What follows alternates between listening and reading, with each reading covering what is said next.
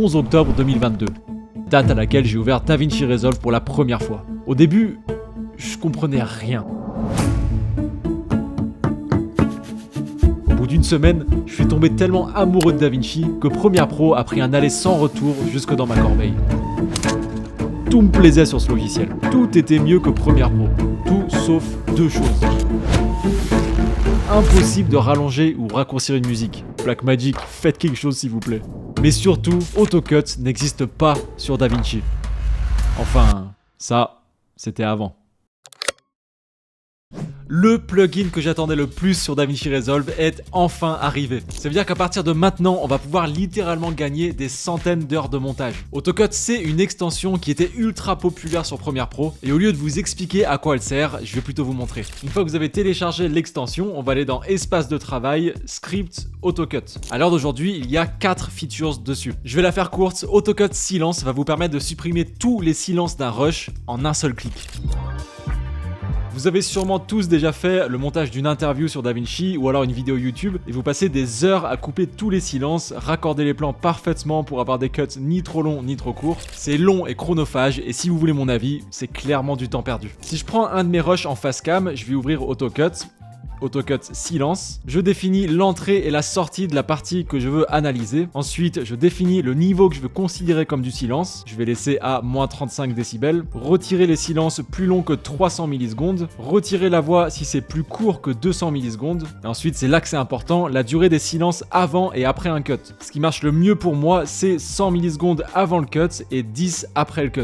On peut cliquer sur Preview si on veut voir l'impact que ça va avoir. Moi, je vais directement cliquer sur Cut et supprimer les silences. J'attends une dizaine de secondes et vous allez voir, la magie va opérer. Et voilà, les cuts se sont faits automatiquement. C'est le truc le plus satisfaisant au monde.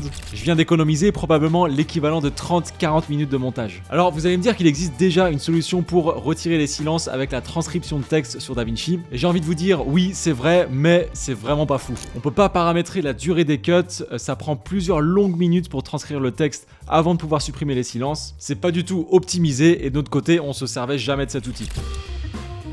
AutoCut Podcast, c'est le nom donné à un autre outil qui là encore va nous être très utile. Si vous filmez une interview ou un podcast avec au minimum 2 caméras, une première caméra sur une personne et une autre cam sur la deuxième personne, AutoCut Podcast va analyser les rushs, créer les cuts pour vous, faire afficher à l'écran la personne qui parle. En gros, ça va faire tout le montage de votre multicam à votre place. On a simulé un podcast ce matin avec Kylian, donc on a mis en place 2 caméras. On a capté le son avec le DJI mic en enregistrant en stéréo, donc il y avait un micro sur la piste de droite, l'autre sur la piste de gauche. J'importe les 2 rushs sur DaVinci. On ouvre AutoPodcast. Je sélectionne la piste audio. Je vais mettre Alex et Kylian. La caméra 1, c'est Alex.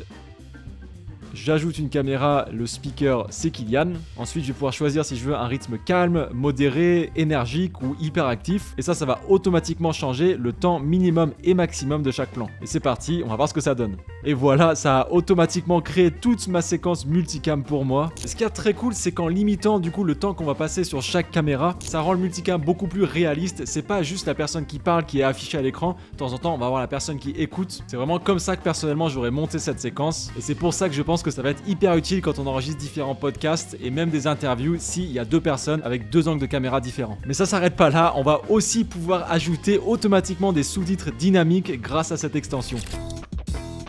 Très souvent, on a besoin de rajouter des sous-titres animés et dynamiques dans les vidéos, surtout quand c'est à destination d'Instagram, de TikTok, même YouTube dans certains cas. Pour vous montrer, donc on sélectionne la partie à sous-titrer avec un point d'entrée et un point de sortie.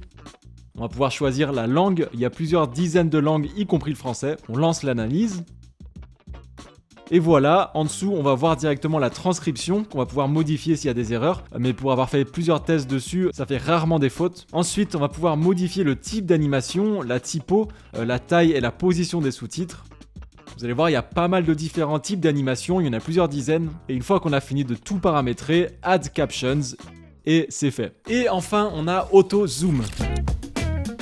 AutoZoom, ça va analyser vos différents plans, ça va détecter les moments importants de vos phrases et créer des zooms automatiquement pour dynamiser vos vidéos. Même chose, on va pouvoir choisir si on veut quelque chose de calme, de plus rythmé, énergique ou hyperactif. Ça va changer le nombre de zooms et la vitesse de ces zooms. On a fait pas mal de tests sur différents scénarios et honnêtement, ça marche plutôt très bien. Après, pour être tout à fait honnête, moi je me sers pas forcément beaucoup de tous ces différents zooms, mais je sais que certains vidéastes et youtubeurs adorent les utiliser, donc c'est sûr que ça va vous être utile. Et c'est quand même vraiment pratique d'avoir cette feature en plus. Donc ça fait déjà 4 features différentes sur AutoCut et sachez qu'il y en a encore 6 qui arrivent dans les prochains mois. Je vous mets les noms à l'écran, j'ai trop hâte de voir ce qu'on va pouvoir faire avec. AutoCut, au final, ils ont qu'une seule mission, c'est de s'occuper de toutes les tâches qui sont répétitives et chronophages pour nous laisser plus de temps justement pour la partie créative et artistique. C'est exactement pour cette raison que j'avais beaucoup trop hâte que cette extension arrive. Sachez que si vous voulez tester AutoCut, vous pouvez avoir 14 jours d'essai gratuit et si ça vous intéresse de prendre un abonnement, si vous passez par le lien qui est juste en dessous dans la description, vous aurez automatiquement 20% de réduction sur tous les abonnements. Alors je suis honnête, moi l'abonnement qui m'intéresse le plus, celui que je vais utiliser 90% du temps, c'est AutoCut Silence. L'abonnement de base coûte 6€ par mois et en passant par le lien, vous l'aurez à 4,50€ à peu près